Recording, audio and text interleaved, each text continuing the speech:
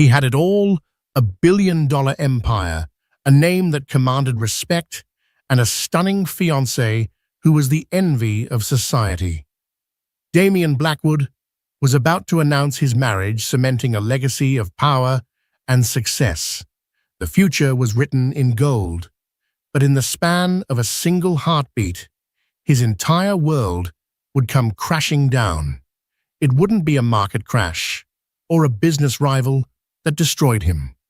It would be the face of a woman he thought he'd never see again, the hired chef for his engagement party, and the two small children standing by her side, one of whom had his own eyes. The air at the Blackwood estate in the Napa Valley Hills was thick with the scent of money-blooming night jasmine and self-congratulation. Damian Blackwood stood on the marble terrace, a flute of vintage Dom Perignon cool in his hand, his gaze sweeping over the glittering assembly. Every titan of industry, every venture capitalist with a Midas touch, and every society swan from San Francisco to Los Angeles was here. They had come to celebrate him, to celebrate them. He felt the delicate touch of a hand on his arm and turned. Isabel Sterling smiled up at him, her beauty as sharp and flawless as the 10-carat diamond he had placed on her finger. Her dress, a column of silver silk, by a designer whose name was a password into the highest echelons, clung to her frame. She was perfect, an asset, a partner who understood that their marriage was not just a union of hearts, but a merger of dynasties. "They're all watching you, darling," she murmured, her voice a low purr. "They're waiting." Damian nodded, a practiced charming smile gracing his lips. Let them wait a little longer. Builds anticipation. But as he looked past her, into the dazzling lights and the sea of expectant faces, a familiar hollowness echoed in his chest. He had climbed the mountain. From a cramped apartment in San Jose to this sprawling palace of glass and stone, he had conquered the tech world with a ruthlessness that was legendary. He had everything he had ever fought for. So why did it feel like he was standing in an exquisitely decorated empty room? He pushed the thought away. It was pre-wedding jitters. Nothing more. He was 35 years old, the CEO of Blackwood Dynamics, a man on the cusp of a powerful marriage. This was the pinnacle. This was victory. "The catering is exquisite," Isabel noted, gesturing vaguely towards the army of black and white-clad staff moving silently among the guests. "I was worried about hiring a lesser-known company, but their lead chef, this Esther Vance, came with impeccable, if quiet, recommendations." The name meant nothing to him. He was about to reply when his chief of staff, a perpetually flustered man named Peterson, appeared at his elbow. "Mr. Blackwood, it's time. The press is positioned, and everyone is waiting for the announcement." Damian drained his champagne. "Showtime." He led Isabel to a small raised platform at the edge of the terrace, overlooking the valley below. A microphone stood waiting. The chatter of the crowd hushed, turning into a collective, respectful silence. He tapped the microphone, the sound booming softly through the state-of-the-art speakers. "Good evening, everyone," he began, his voice calm and commanding. "Thank you all for joining us tonight. For years, my focus has been singular, building a legacy, creating something that lasts." He paused, turning to smile at Isabel, who basked in the adoration of the crowd. "But a legacy built alone is just an empire of one. I've come to realize that the greatest success is one that is shared." He was in his element now, the words flowing as smoothly as a rehearsed keynote speech.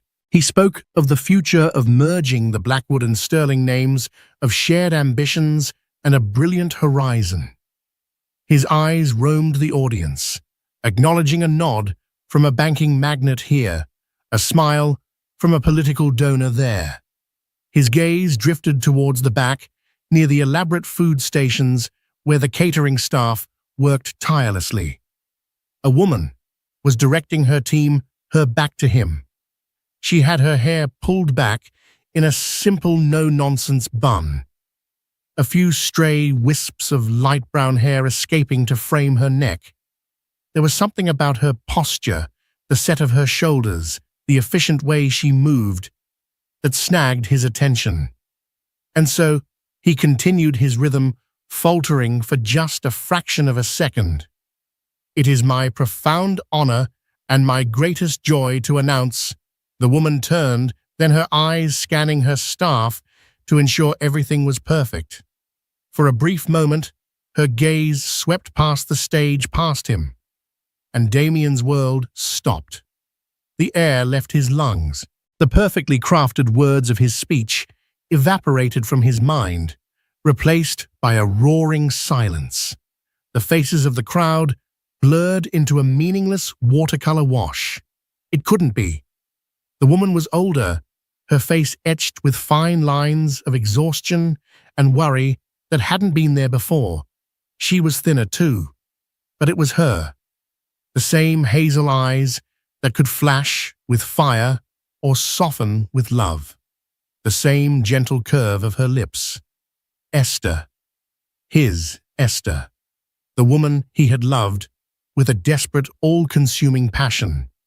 The woman he had erased from his life 7 years ago with a single brutal check and a command to disappear. He swayed on his feet, his hand gripping the lectern for support. Isabel shot him a concerned, questioning look. The crowd began to murmur. He had stopped mid-sentence, but Damien couldn't see them. He could only see her.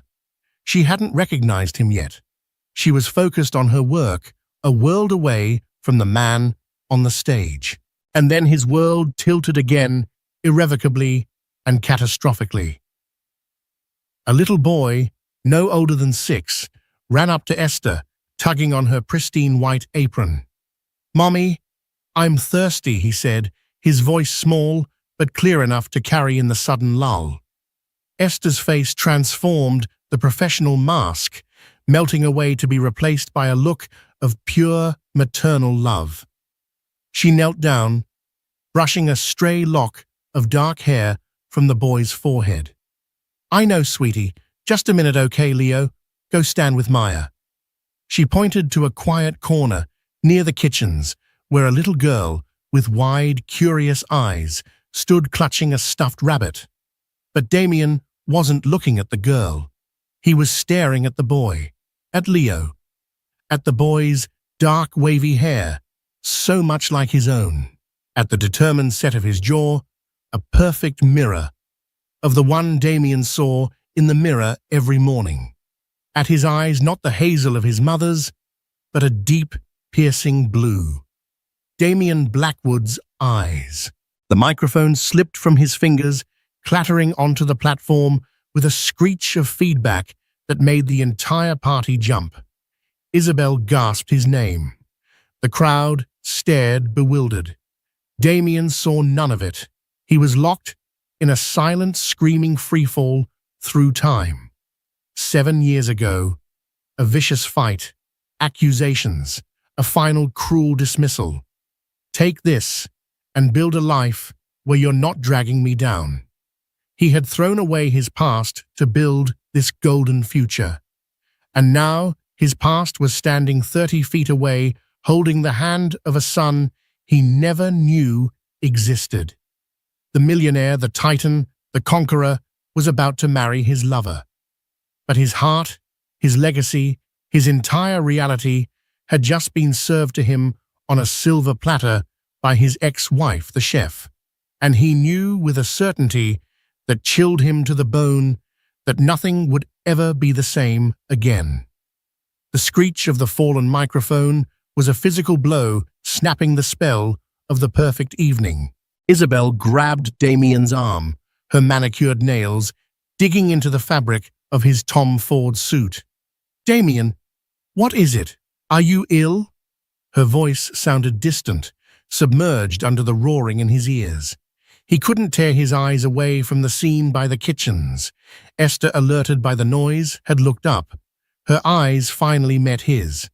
For a moment, there was nothing, just a flicker of confusion. Then recognition dawned, and it was like watching a beautiful vase shatter in slow motion. Her face went deathly pale. The warmth vanished, replaced by a stark, brittle shock.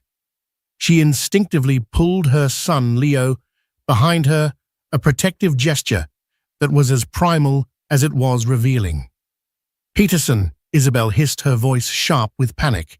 She was a master of damage control. "Get him off the stage, now! Tell them he's feeling unwell, a sudden migraine." Peterson and a security guard were already moving, flanking Damien, their presence a firm, guiding pressure. "This way, sir," Peterson urged, his face a mask of professional calm. Damien allowed himself to be led away, his legs moving on autopilot. He cast one last look over his shoulder. Esther was already gone, vanished back into the chaos of the kitchens, the two children spirited away with her. It was as if she had been a ghost, a hallucination, brought on by stress and champagne. But the image of the boy, of his son, was burned onto the back of his eyelids. They hustled him into the library, a vast two-story room, lined with leather-bound books he'd never read. Isabel shut the heavy oak doors, and the muffled sound of the party died away. "What in God's name was that?" she demanded, her voice losing its polished edge, replaced by a raw, furious tremor. "You looked like you'd seen a ghost. You humiliated me, Damien, in front of everyone." "The chef," he said, his voice hoarse, unrecognizable to his own ears. "The chef, Esther Vance." "What about her?" Isabel snapped. "Did she poison the canapes? She's my ex-wife." He breathed the words, tasting like ash in his mouth. Isabel froze. All the color drained from her face, leaving her stunning features looking sharp and skeletal. "You're... what? The shy girl from college you mentioned once? The one who couldn't handle your ambition? That's her." He didn't answer. He was pacing the room like a caged panther, his mind a maelstrom of fractured memories and impossible questions. Esther, here, after all these years, he had built walls around that part of his life, convincing himself that the past was a foreign country to which he could never return. "And the children," he whispered, stopping to face Isabel, his eyes wide with a terrifying, dawning certainty. "Did you see the boy, Isabel? Did you see his eyes, understanding, cold and dreadful, washed over her?" "No," she said, shaking her head as if to deny the very possibility. "No, it's not possible. You would have known." "Would I?" Damien shot back, a bitter, hysterical laugh escaping him. "I gave her a cashier's check for $250,000 and told her I never wanted to see her or hear from her again. I told her to start over. It seems she did." The weight of it crashed down on him. A son. He had a son. A living, breathing piece of him had been in the world for 6 years, and he hadn't known. The hollowness he'd felt earlier on the terrace was no longer a vague echo. It was a gaping, screaming void that threatened to swallow him whole. "This is a disaster," Isabel said, her mind already shifting from shock to strategy. "A scandal. We have to get her out of here. Pay her off. Whatever it takes, Peterson." She yanked the door open. "Find the head chef, the Vance woman. Tell her there's been a change of plans. Her services are no longer required. Have her and her entourage removed from the property immediately. Use the service entrance. No one is to see her." "No," Damien said, his voice low and firm. Isabel stared at him. "What did you say?" "I said no," he repeated, stepping forward. The fog of shock was beginning to clear, replaced by a cold, sharp resolve he hadn't felt since his early days of building his company from nothing. "She's not going anywhere." "Are you insane?" Isabel shrieked. "She's your past, Damien, a past that has two inconvenient secret children attached, our merger, our future. Everything we've built is predicated on a clean image.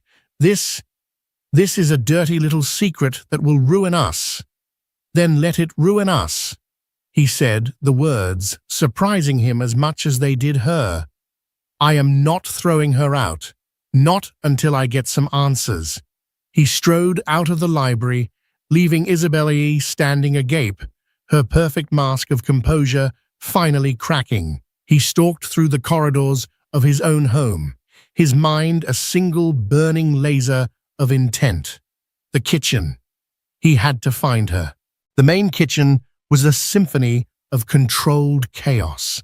Chefs, chopped sauces simmered, and servers rushed in and out. He saw her in a small adjoining pantry, frantically packing away supplies into boxes. Her two children were there, huddled in a corner. The little girl, Maya, was crying softly, while the boy, Leo, stood in front of her, his small body rigid, his blue eyes glaring at anyone who came near. He looked like a tiny sentinel, guarding a fortress. Esther looked up as Damien entered, and she flinched. "You need to leave," she said, her voice trembling but firm. "We are leaving. Just give us a few minutes to pack our things." "Leaving?" Damien's voice was dangerously quiet. "You can't leave. We need to talk." "There is nothing to talk about," she said, refusing to meet his eyes, her hands stuffing napkins into a box with shaking fingers. "You made your position perfectly clear 7 years ago, Damien. A conversation is 6 years and 11 months too late." "Leo," he said, the name feeling foreign and yet intimately familiar on his tongue. How old is he?" "He's 6, she replied curtly, a wall of ice in her voice. Damien did the math. A knot of cold dread and furious regret tightened in his gut. The fight, the final terrible night. It had been just before he closed the Series A funding that launched his company into the stratosphere. He had accused her of holding him back, of not believing in him. She had cried, telling him he was becoming someone she didn't recognize. He had walked out. A week later, he'd had the check delivered by a courier. He had been so sure he was right. So sure she was an anchor. "He's mine, isn't he?" He asked the question, a raw wound. Esther finally stopped packing. She slowly straightened up and met his gaze. Her hazel eyes were not soft and loving anymore. They were the eyes of a warrior, hardened by years of solitary struggle. She corrected him, her voice lethal. She gestured to the little girl who peeked out from behind her brother.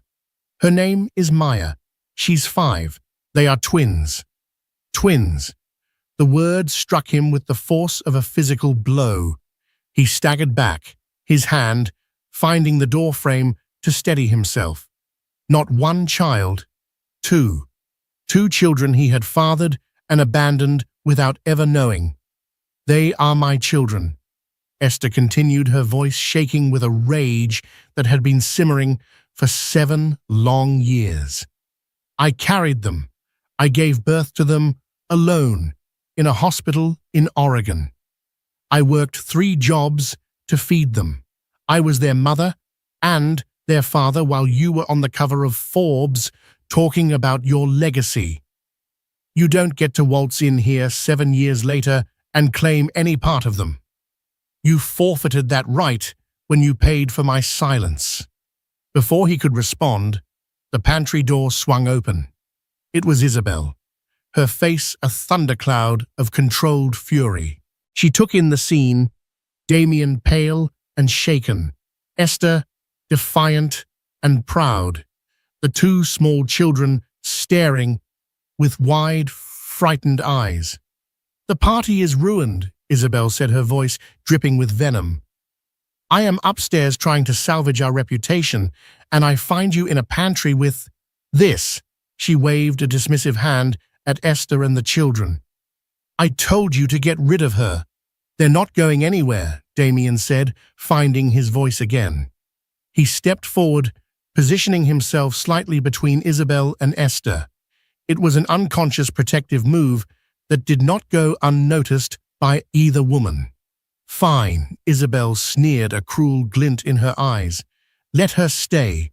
Let the whole world find out that the great Damien Blackwood has a secret, impoverished family he hid away. Let's see what the Sterling family board members have to say about that when we ask for their approval on the merger." It was a direct threat. His future, his company, his relationship, all of it held hostage. The old Damien, the ruthless CEO, would have capitulated. He would have written a bigger check, signed a non-disclosure agreement, and buried this secret so deep it would never see the light of day. But the man standing in the pantry was no longer that man. In the space of 30 minutes, he had been fundamentally broken and remade. He looked at Leo, who was still glaring at him with his own defiant blue eyes. He looked at Maya, who was clutching her bunny, her lower lip trembling. And he looked at Esther, the woman he had loved and destroyed, who had survived and raised 2 miracles in the ashes of the life he had burned down. "Peterson," Damien called out into the kitchen, his voice ringing with an authority that made everyone freeze.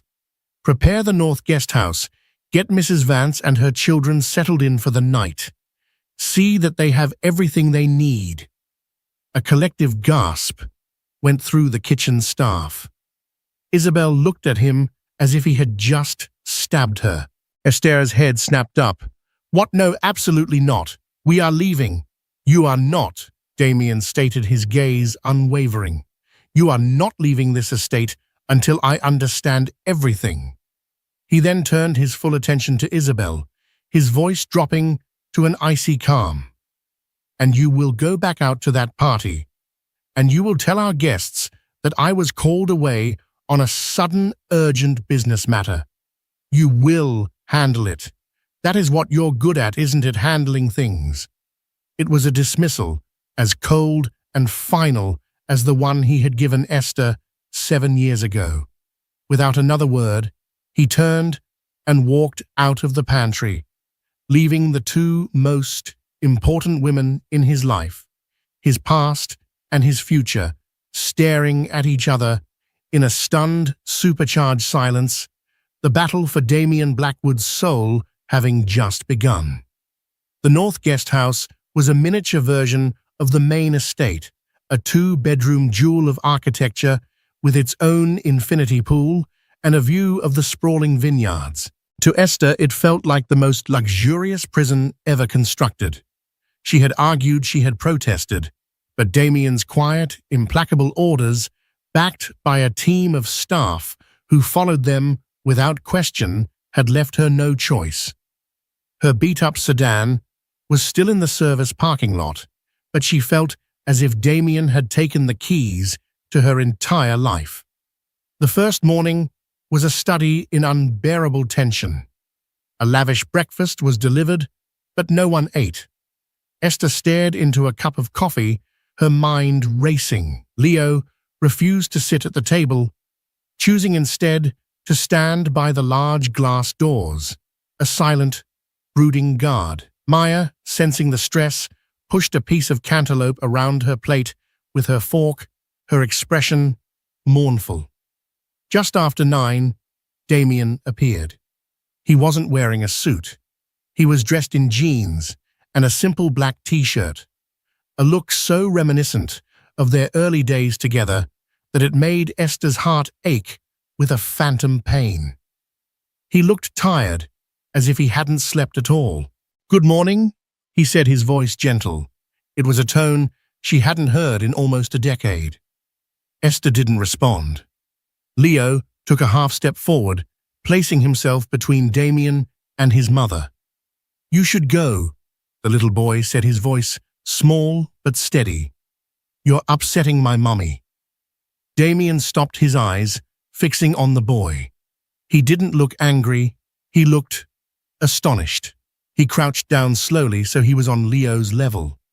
You're right, Damien said softly. And I'm sorry for that. You're a good man, looking out for your mom. He glanced at Esther. He's brave. The simple compliment disarmed her for a second. He's had to be, she replied, the bitterness creeping back into her tone. Damien's gaze was filled with a pained self-recrimination. He turned his attention to the little girl. And what's your rabbit's name? He asked Maya. Maya hid behind her chair, clutching her stuffed animal tighter. She whispered, Barnaby. Barnaby. Damien repeated with a small, sad smile. That's a very fine name. He stood up, sensing he was making no headway. Esther, can we please talk alone? She looked at her children, then back at him. Fine, 20 minutes. She led him out to the patio, the cool morning air, a welcome relief from the suffocating atmosphere inside. For a long moment, they stood in silence, looking out at the valley. Why? Damien finally asked, his voice raw. Why didn't you tell me, Esther, all these years? You could have called. You could have written. You knew what I should have done. Esther let out a short, sharp laugh, devoid of humor. Done what, Damien? Flown in on your private jet and played the doting father for the cameras. Written a bigger check. You made it perfectly clear you wanted a life free of anchors. You told me I was dragging you down, that my small dreams were incompatible with your destiny. And then you sent a check like you were settling a bad business deal. You didn't just end our marriage, you tried to erase it. Why on earth would I invite that man into my children's lives? Every word was a perfectly aimed dart, and every one of them hit its mark. He flinched, remembering the cruel, ambitious young man he had been. I was wrong, he whispered. I was an arrogant fool. I was so terrified of failing that I pushed away the only thing that ever mattered. You weren't a fool, you were cruel, she corrected. And you weren't just pushing me away, you were listening to someone else. Damien frowned. What are you talking about? Mark, she said, naming his former best friend and original business partner, Mark Renshaw. The week before our final fight, he came to see me. He told me you were under incredible pressure and that I needed to give you space. He said I was distracting you, that my calls and my worries were making you lose focus. He made me feel like I was the villain in your story. Damien's blood ran cold. He and Mark had had a bitter falling out 3 years ago over the company's direction. Mark had wanted to cash out. Damien had wanted to build an empire. Damien had bought him out for a fraction of what his shares would later be worth, and they hadn't spoken since. Mark spoke to you? Damien asked, a new dark suspicion forming in his mind. He told me that you were considering a major sacrifice to secure the final round of funding. Esther continued, her voice trembling with the memory. He made it sound like you were thinking of leaving me for someone more connected. He planted a seed of doubt, Damien. So when you started that fight, when you said those horrible things, a part of me believed it was because you'd already replaced me. A lie, a manipulation. It had all been built on a lie. Damien's memory flashed back to that final week. Mark had been the one feeding him stories too. Vague, poisonous whispers. I saw Esther having coffee with that professor again. She looks happier with him. She told my wife she's not sure she can handle the pressure of being married to someone like you. Be careful, man. Don't let anything get in the way of this deal. He had been insecure, driven, and terrified. Mark had played on his deepest fears, painting Esther as a liability. At the exact moment Damien was most vulnerable. He had engineered their breakup. But why? The answer hit Damien with the force of a physical punch. The initial Series A funding. The lead investor had been notoriously old-fashioned, a man who believed a CEO should have a stable home life. But there was a clause, a key man clause, that also had a morals component. A messy divorce or scandal could have jeopardized the deal. If Mark could get rid of Esther before the deal closed, she would have no claim. If Damien divorced her after, she would have been entitled to a significant portion of his initial shares. Mark hadn't just wanted Esther out of the way emotionally, he had wanted her out of the way financially. He had wanted more of the company for himself. Oh my God! Damien breathed, stumbling back against the railing. He lied. He lied to both of us. Meanwhile, in the main house, Isabel Sterling was not handling things. She was waging a war.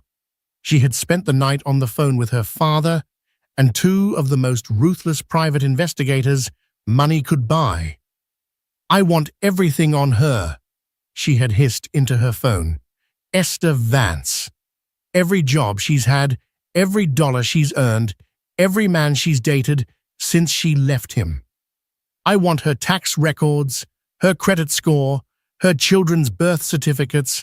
I want ammunition, and I want it by noon." By 11 a.m., she had a preliminary file. It painted a picture of struggle and dignity that to Isabel's eyes looked like a litany of failures. Community college courses in culinary arts, rented apartments, a part-time waitressing job, a small catering business run out of her two-bedroom apartment. There was no secret benefactor, no hidden wealth, just a woman working herself to the bone to stay afloat. And then she found it. The details she could twist into a weapon. On the birth certificates for Leo Vance and Maya Vance, the space for father's name was empty. It was left blank. A cruel, triumphant smile spread across Isabel's face. She found Damien on the guest house patio, still reeling from his revelation about Mark. Esther had gone back inside to be with her children. "I think you'll want to see this," Isabel said, her voice dripping with false sympathy as she handed him a tablet displaying the digital copies of the birth certificates. He stared at the empty space where his name should have been. It was another knife in his heart. "She erased you, Damien," Isabel said, softly twisting the blade. "For all her talk of you abandoning them, she made sure you legally didn't exist. She could have put your name down. She could have sued for child support at any time. But she didn't. Why? Maybe she wasn't sure. Maybe there was someone else. A woman doesn't just leave that blank unless she's hiding something." The poison of the suggestion hung in the air. For a fleeting second, the old insecure Damien flickered. Could she be right? Then he looked through the glass door and saw Esther on the floor, helping Maya put a puzzle together, her face a picture of weary, patient love. The woman he knew, the real Esther, would never have been unfaithful. The lie he had believed for 7 years had come from Mark, not her. "No," Damien said, handing the tablet back. "She left it blank because she was protecting them from me, from the man I was. She didn't want her children legally tied to a man who threw their mother away like garbage." Isabel's face hardened. Her gambit had failed. "So that's it. You're just going to blow up your entire life for a woman who has done nothing but struggle and a couple of kids you met yesterday." "They are not a couple of kids," Damien bit out, his voice shaking with a protective fury that was entirely new to him. "They are my son and my daughter. And she is the woman I betrayed because I was a fool who listened to a snake. The only thing I'm blowing up, Isabel, is the lie I've been living." He pulled the 10-carat diamond ring from his pocket, the one he'd retrieved from the platform after the chaos. He didn't hand it to her, He placed it firmly on the patio table between them. "This is over," he said quietly. "Our engagement, our merger, it's over." Isabel stared at the ring, then at his face, her expression a mixture of disbelief and pure hatred. "You will regret this," she whispered, her voice a venomous promise. "I will not be publicly humiliated and discarded. My family will crush you. I will personally tear down everything you have ever built. You think you've seen a scandal? You have no idea what's coming." She turned on her heel and stormed away, a whirlwind of silver silk and shattered ambition. Damien watched her go, but he felt no regret, only a terrifying, liberating clarity. He had just declared war on his own life, his own carefully constructed world. He turned back to the guest house, to the window, where his past, present, and future were all contained in one small, sunlit room. He had to fix this, not by writing a check, but by dismantling the past brick by painful brick and begging for the chance to build something new. His first call would be to his lawyers. His second would be to find Mark Renshaw. The reckoning was just beginning.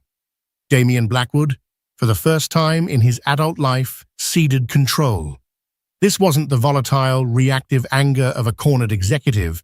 It was a terrifyingly calm surrender to a singular purpose. He didn't storm out to find Mark Renshaw, phone screaming with threats.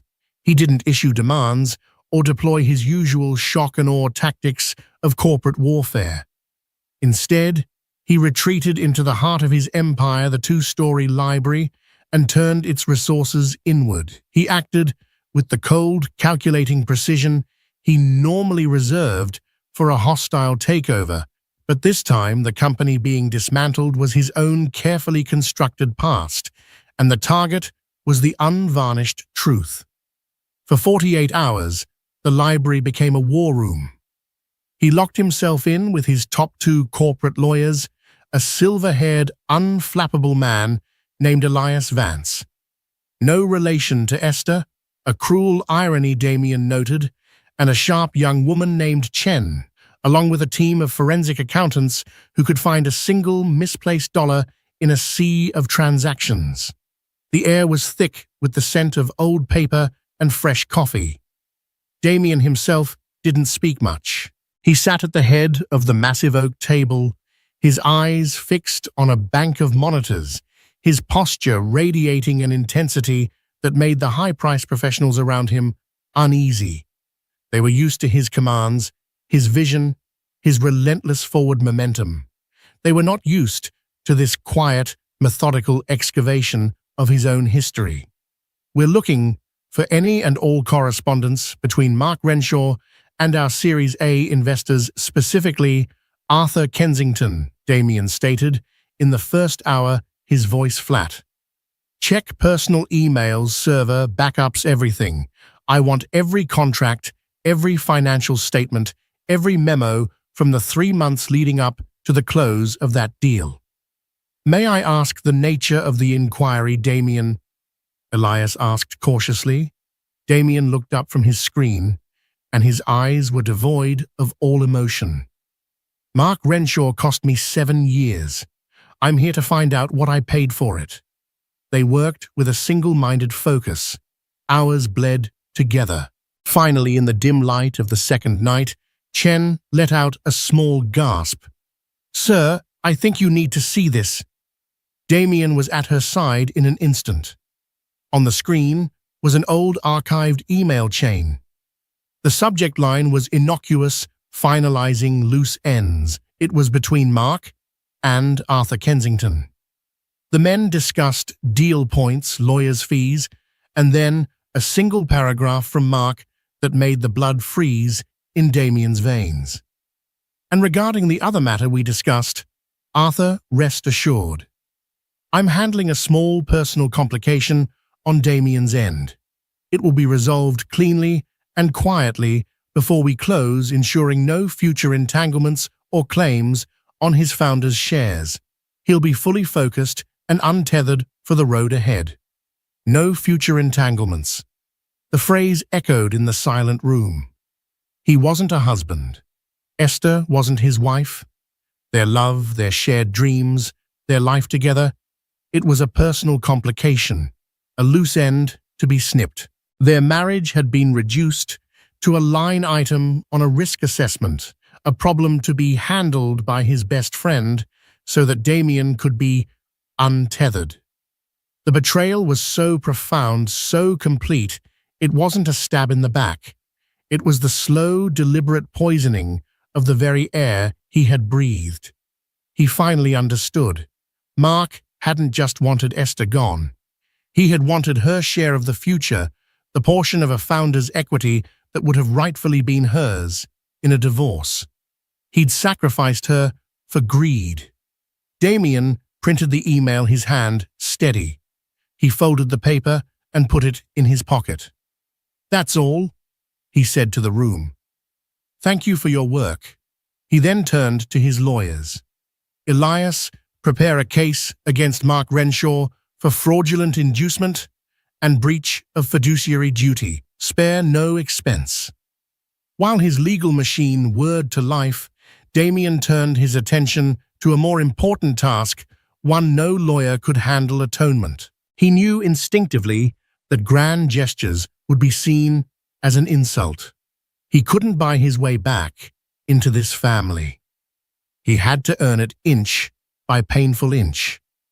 He started by observing. He learned from one of the guest house staff that Maya, his quiet, observant daughter, was distraught because her stuffed rabbit Barnaby had lost an eye in the move. That evening, Damien sat alone in the cavernous living room, a place he usually only saw during parties. He had a sewing kit, something the housekeeper had to find for him. His large, capable hands, so used to navigating a keyboard or signing nine-figure deals, were clumsy and awkward with the tiny needle and thread. He stabbed his finger twice, cursing under his breath. But he persisted, spending an entire hour painstakingly stitching a small black coat button onto the worn fabric of the rabbit's face. It was slightly crooked.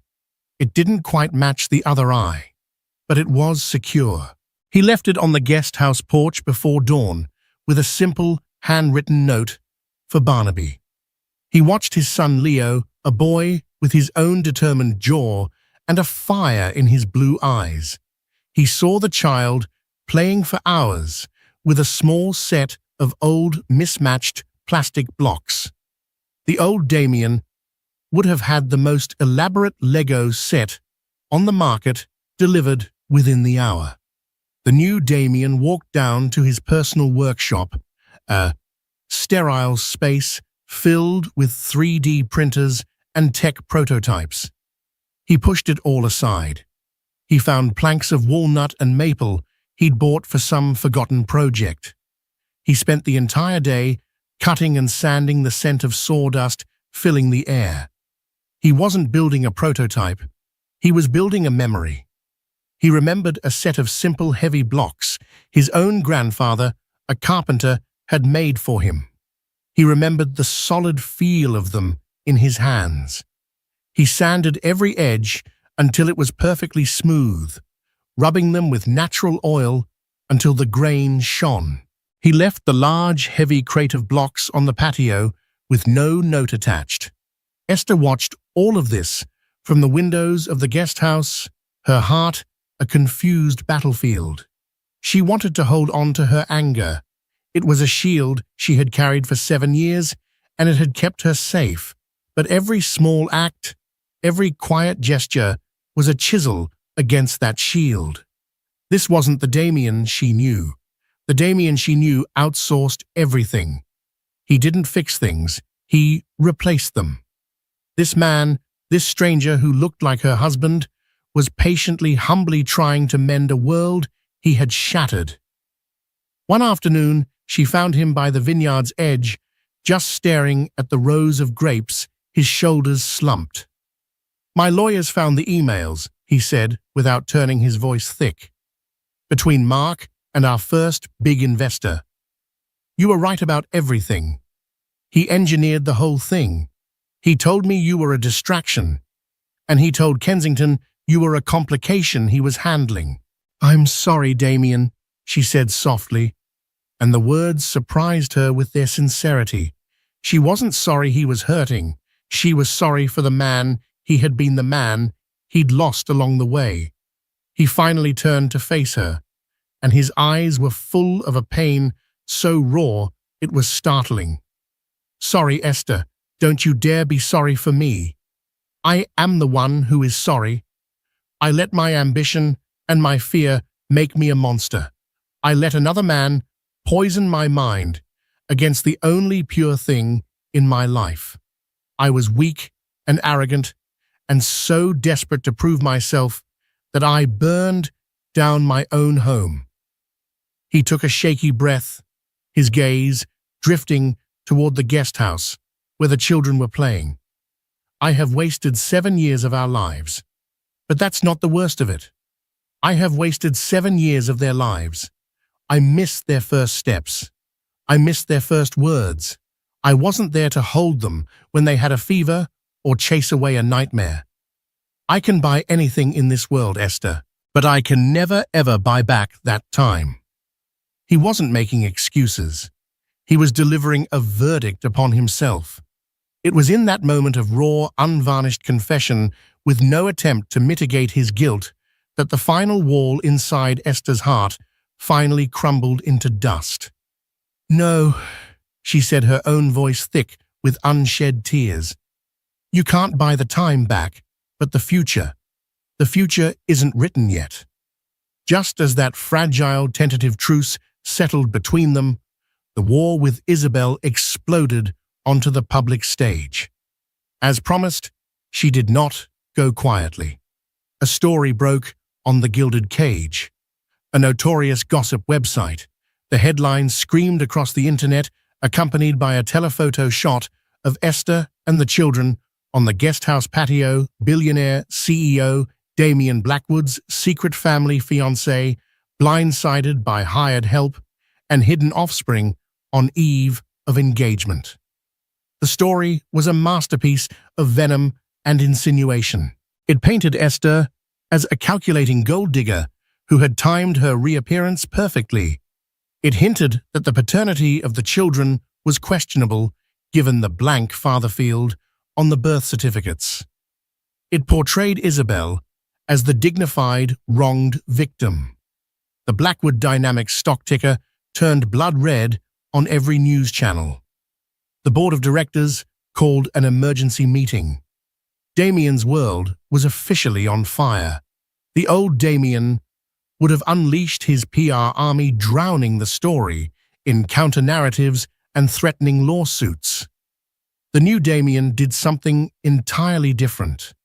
He called a press conference, not at the sterile headquarters of his company, but on the sun-drenched lawn of his estate.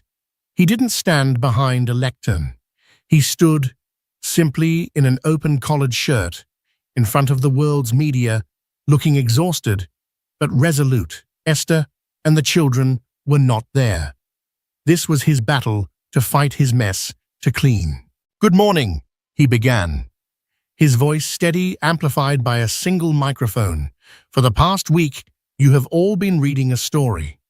And like most stories of its kind, it contains a few facts wrapped in a great many fictions. The fact is, the woman you have seen in pictures, Esther Vance, is my ex-wife. The 2 children, Leo and Maya, are my biological son and daughter. I have the paternity test results to prove it, though I have never needed them." A wave of murmurs and frantic typing went through the press corps. "The fiction," he continued, his voice rising with a passion that silenced the crowd, "is that she is some kind of opportunist who appeared out of nowhere. The truth is that she is a hero who I failed in every way a man can fail a woman. 7 years ago, due to my own failings, my own weakness, and the deliberate manipulations of others, I ended our marriage in the cruelest way imaginable. I abandoned her. I paid her to disappear. I did not know she was pregnant because I did not deserve to know. I was not a man worthy of being a father. He laid it all bare. The check, the lies, his blind ambition. He took full, devastating responsibility. Esther Vance never asked me for a penny, he said, his voice finally cracking with emotion. She worked, she struggled, and she raised two beautiful, intelligent, wonderful children on her own, protecting them from a world that she had every right to be bitter against. The failure in this story is not hers. The shame is not hers. It is mine and mine alone.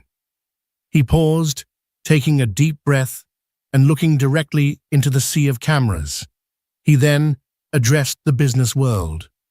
My integrity is not just a personal matter, it is the bedrock of my company.